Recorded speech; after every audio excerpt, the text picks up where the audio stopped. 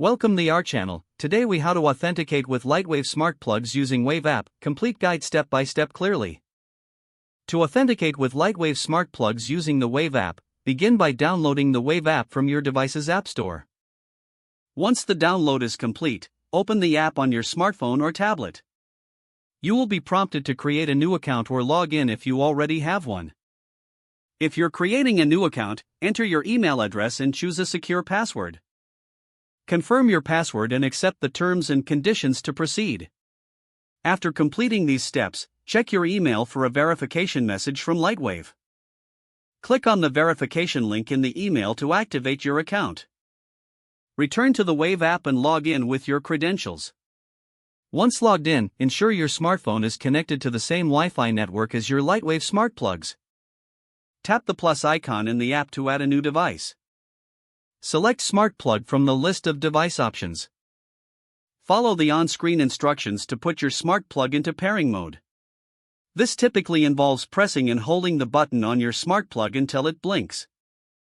Once the smart plug is in pairing mode, the app will search for the device.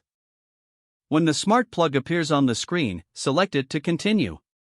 You may need to enter your Wi-Fi password to connect the plug to your network. After entering the password, tap Connect to pair the smart plug with the app. The app will confirm when the connection is successful. You can now customize the settings for your smart plug, such as naming it and setting schedules. After configuration, your Lightwave smart plug is ready for use with the Wave app. Test the connection by using the app to turn the smart plug on and off.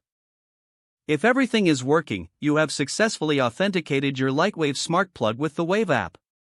If the page does not load, refresh the browser or try again in a private or incognito window.